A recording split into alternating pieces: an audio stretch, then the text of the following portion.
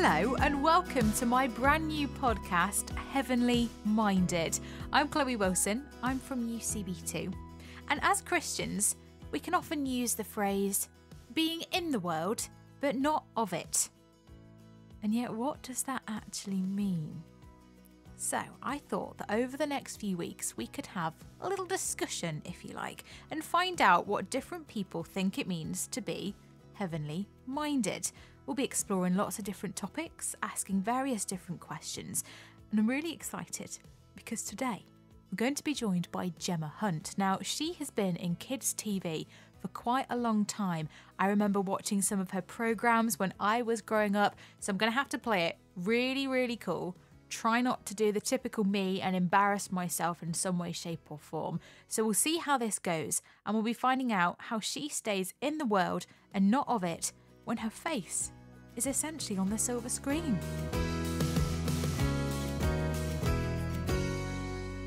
Well, Gemma, can I just say actually that this is a real honour to chat to you, because I have genuinely seen you pop up on TV every now and again, and I loved Bamzuki. Ah, yes. Were you a Zookster? I wouldn't go that far, but I remember watching and almost being a little bit scared of all the different things that were being created and then going, I want to do this, but then I was too scared to do it. Does that sound strange?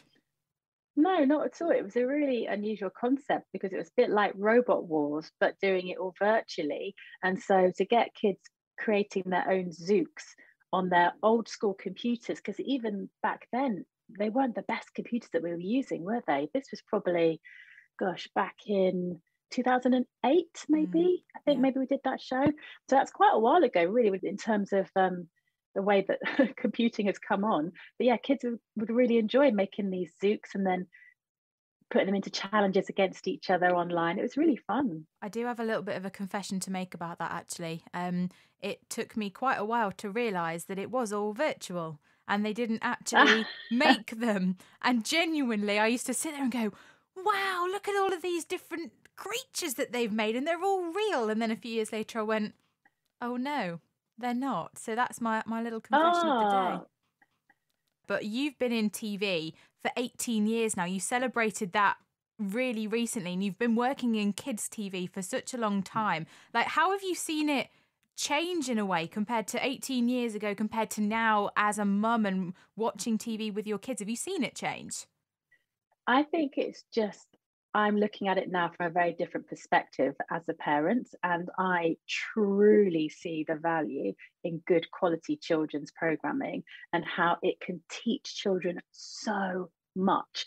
And that's one thing that we often get reminded when we're working at CBeebies and CBBC, is how imitative behaviour with regards to the audience copying what we do, how we dress, what we say. And so we have that responsibility to be good and positive role models.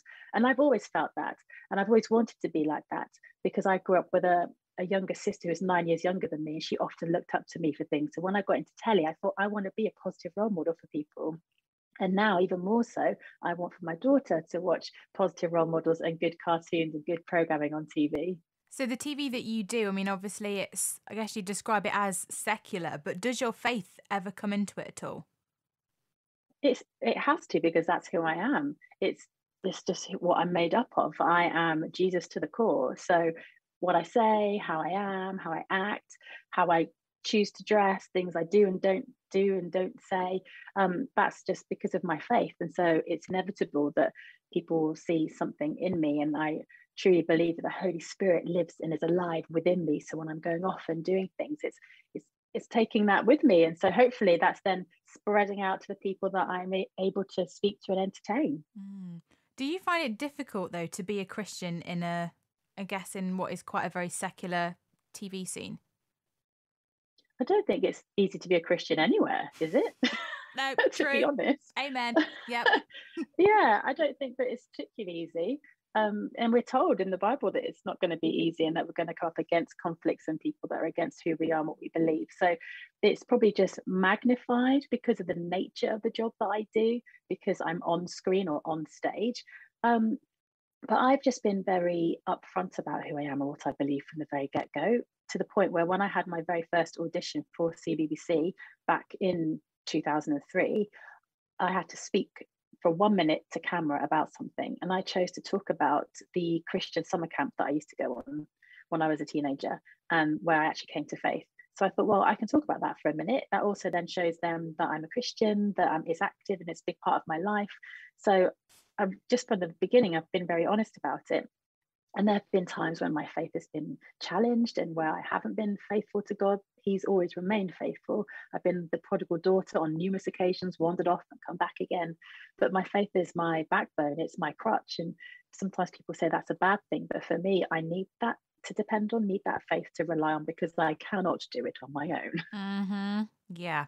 But I'm just thinking about how, you said when we're called to be Christians, we weren't told that it was going to be easy, but we were told to be in the world, but not of it. And that is what we do. We read in John's Gospel, for example, 2 times Jesus talks about being in the world and not of it. What does that mean to you? Because I'm not going to lie, when I think of that phrase, being in the world and not of it, my brain just kind of goes, huh? What? What does that mean? And I start to panic a little bit. I think it's where you put your identity. And so many of us get sucked into wanting to fit in and be like all of our friends or our peers and appear normal. And I think that that's fine. And there's nothing necessarily wrong with that. But we are called to stand out and to be salt and light. And so we want to stand out and be a little bit different. And for people to question why it is that we are the way we are, because then that gives opportunity to share about our faith and what we believe, and why we do and don't do the things that we do and don't do. And in fact, I had a prophetic word that was spoken over me. So a word from God that somebody gave to me when I was 16 at a conference called Soul Survivor. And it was back in Shepton Mallet. And I was probably, 16 years old. And somebody said that you will be salt and light in the dark place of the media. So the godless world of the media. And I really held on to that. And I wanted to hold on to that because I then wanted to be different. I wanted to stand out. I wanted people to recognize there was something about me that wasn't the same as everybody else. And so it's that over the years given me opportunities to share my faith and to talk to people openly about who I am and what I believe, or be able to say to them, let me pray for you, or invite them along to church, or invite them along to a social gathering where my Christian friends are going to be, so they can see that we're just normal people and we're not that weird. Yeah. Well, some of us. And it's okay to be weird. Sometimes I am also very weird. Yeah. I think it's okay to sort of be in the world and not of the world. It's just, again, like I say, understanding where your identity lies, though. And for me, I'm a child of God. And so, yes, I'm interested in fashion and entertainment and skincare and healthy eating and exercise. I'm interested in all these things, but it's not who I am. It doesn't have to define me in the same way that, unfortunately, I see a lot of people being defined by those things. So I can be in the world and enjoy all the wonderful things that the world has to offer me, but I don't need to be defined by it. Yeah, that is so true. I mean, I was just about to butt in and go, it doesn't define you. And you just read my mind and just said it anyway. But, I had a moment recently where I kind of made this statement, and it was to some Christian friends. And I said, I am not going to be watching Love Island this year. There are certain programs that I'm not going to watch, because I'll be honest, I'll say this here and now. I watched Love Island. I think it was when I was in my final year of 6th form. And then I think I watched it maybe at university, but there was a point where I just went, I'm not going to be watching Love Island. And it's really hard because I've got Christian friends who will watch it, and for them, they can just watch it and just see it as something that just kind of, I don't know, goes in one ear out the other. It doesn't affect them. But I got to a point where I was like, I am just soaking all of this up. I became obsessed with it. I was seeing these glamorous people in, well, next to nothing, and they were tanned and they were bronzed, and it completely changed my view on dating. And it got to a point where I was like, I need to be like these people. That was the point when I realized, actually, what we watch on TV, it can harm us in some way, can't it? Yeah, it reminds me of the parable of the sower, and just depends on how your heart is and how fertile your heart is, or how close to God your heart is. And so things that will then either penetrate it or not. And you do have to guard yourself, because there are things out there that are going to cause us to fall into temptation, but we have to pray against that, or we have to use our common sense and make sure that we don't put ourselves in those situations. So like you, I don't watch it. I never have done. I'm not interested. And I think that there's perhaps a naivety that I have that is a true reflection of reality. And I don't want to believe that is. It might be, but it's not for me and my world and for my family. So therefore, we're not bringing it into us into our world. Yeah, I mean, I appreciate that, as I said, there are some people who can watch those kind of programs and it doesn't affect them at all. And I completely respect that. But I get to a point where I just went, no, because it's damaging the way that I see myself. And that was what was defining me. As you said about identity, you need to know where your identity was. And I think at that time, I was a Christian. I knew that I knew I was saved, but I was struggling with my identity and trying to work out where I kind of fitted in. And Love Island was something that everyone was talking about at the time. And I thought, great, if I watch this, I can fit in. And that's where my identity is going to be found. And I think that's a little trap that quite a few people can fall into. Yeah, absolutely. But where do you then find your inspiration then? If you're not looking to a program like that, where else would you look? Well, at that time, I was looking for, I think I was just trying to find that my identity was in Christ, and I knew that it was, but I think I was looking for some kind of affirmation, and I wasn't getting it from Love Island. So I then moved off to actually, I remember now, it's all coming back to me. I then moved off to university. I'd read this book because Love Island played a big part in relationships and how I saw men and the way that I treated them, the way that they treated me. And I think I was trying to put my identity in finding the right person and finding, that person I'm going to spend the rest of my life in. And then I read a book that made me go, actually, no, your identity is firmly in Christ, and you need to work on your relationship with him first and foremost and be solid in who you are in him. And then that's when you can start to think about, maybe looking for someone who shares those same values. Does that make sense? Yeah, absolutely. Because then when you find who you truly are, it means that you can be authentic with somebody in a relationship. Because that's the trouble with things like Love Island. How much of them is real? Like you said, they're all bronzed and tanned. Is it out of a bottle? Is it from the sun? Is it from a tanning bed? The eyelashes, the lips, the hair, the muscles, like everything, like it's all been pumped through with something that isn't authentic, isn't real. And how sustainable is that? That you then have to meet somebody, and then over the years, as you deteriorate, they'll be like, so you don't look anything like you did when I first met you. What's going on? And how sustainable is that for the future? And how healthy is that for your body, but also for your mental health as well? I'll be perfectly honest, I am very boring when it comes to what I watch on the TV now. I literally, if I'm by myself, I will only watch food programs because that is what I enjoy. And I know that they are safe. I know that I am I'm not going to see anything that's going to tempt me in any way, shape, or form. Or if I'm with my husband, for example, if there's something that we'll be watching together, like we were rewatching the BBC series of Sherlock with, I was going to say Benedict Cumberbatch, but you know who I'm on about. Everyone knows I'm on about when I Yeah. say that.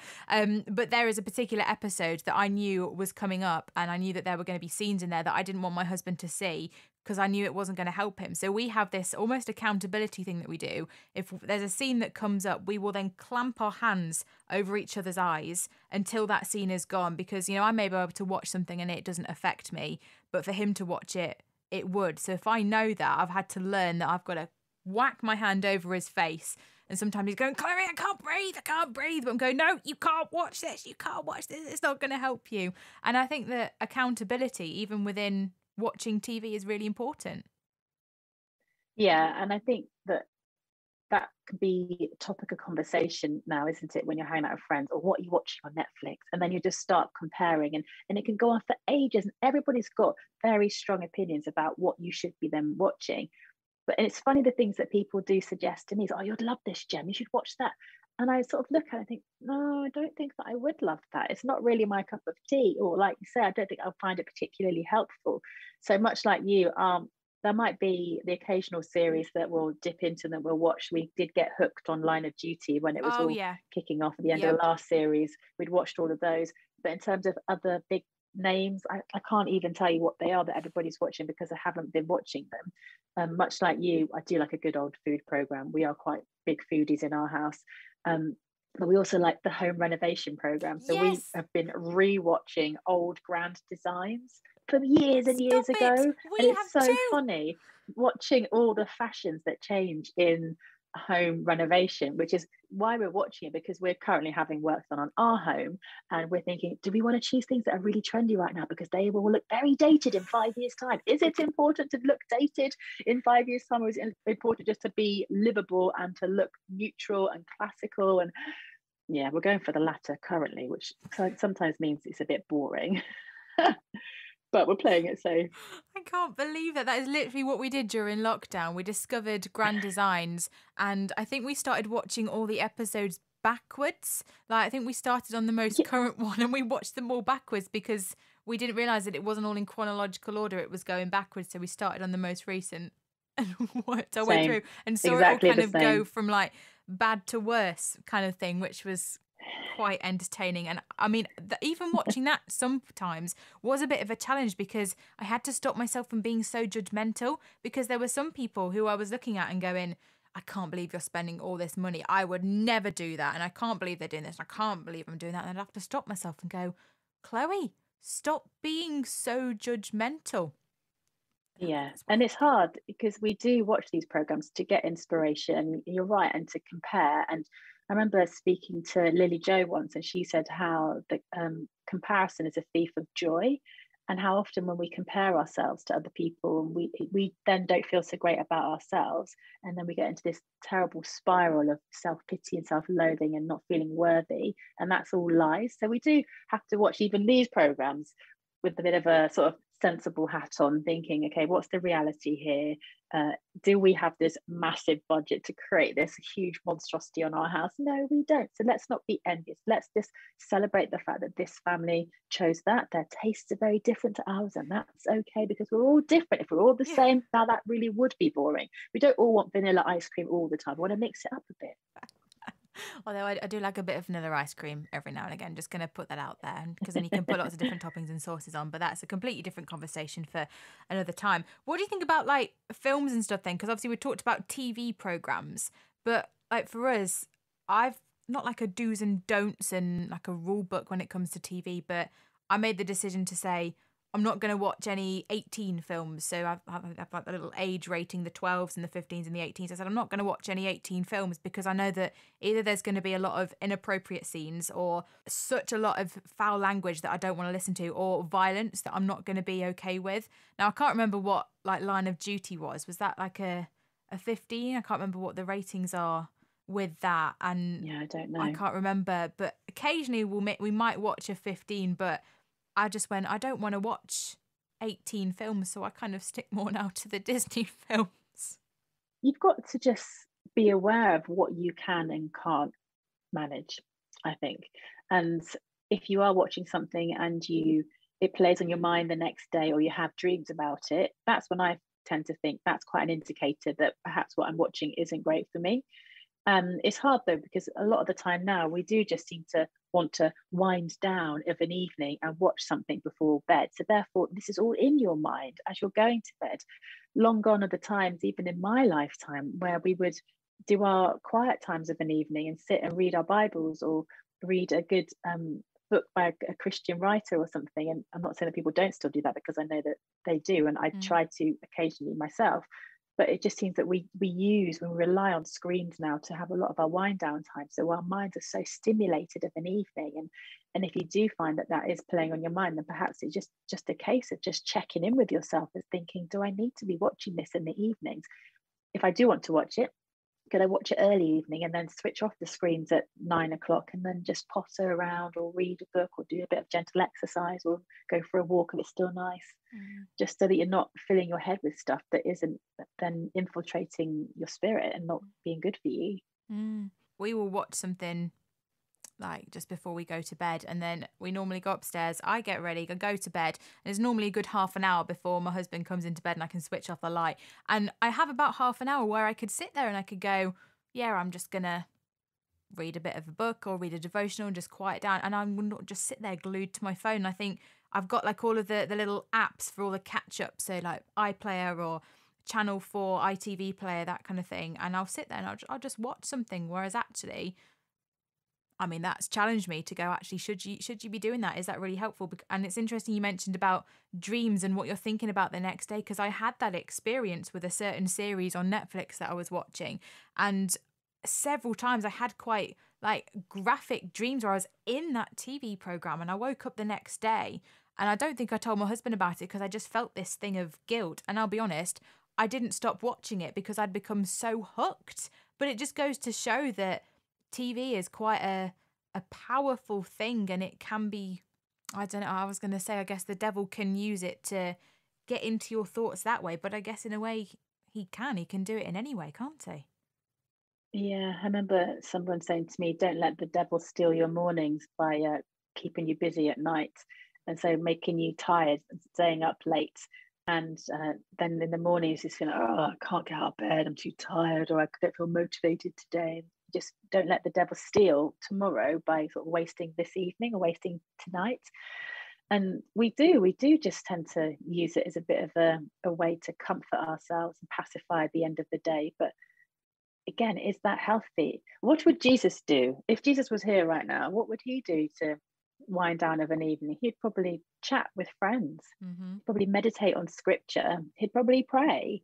And there are so many ways that we can do that, and there's so many resources. I've been working with the guys at 24/7, and they've got this great app called Lectio 365, which has morning and evening prayers that you can use. They're guided prayers. You don't even have to think about it, someone's doing it all for you. You just have to listen.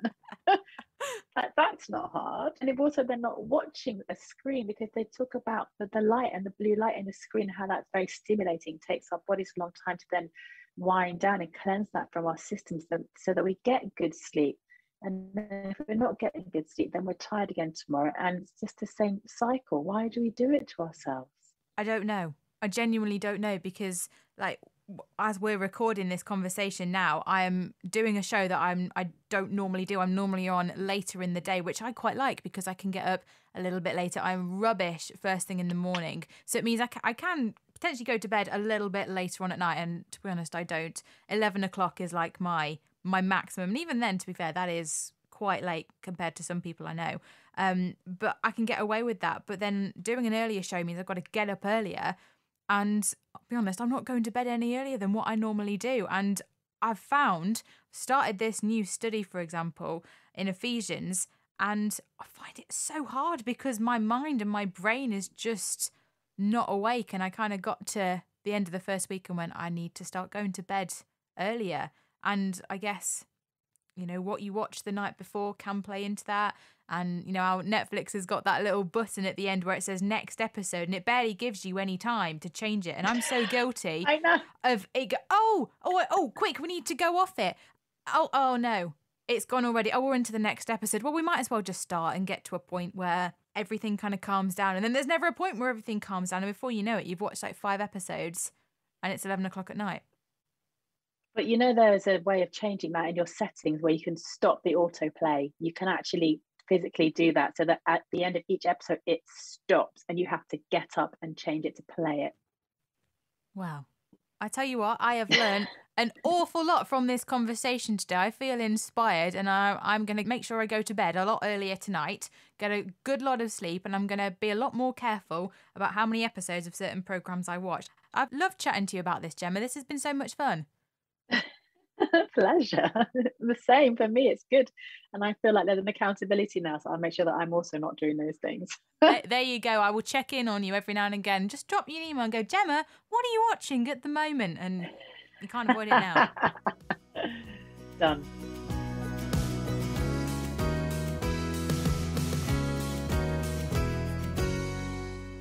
Well, I feel like I've got some homework to do, and it's only episode 1. Need to go home and work out what I'm going to do just before I go to bed, and make sure that I change my settings on my Netflix account. No idea how to do that, so that's a job for later on today. I hope that you enjoyed the first episode of Heavenly Minded. A huge thank you to Gemma for joining me today. Don't forget, there are new episodes every Wednesday, so you can subscribe wherever you get your podcasts from. You get a little notification and all of that jazz, the way that podcasts work. You can leave a rating, you can leave a review, but keep an eye out on the UCB Player app so you don't miss any of the episodes. I'll speak to you soon.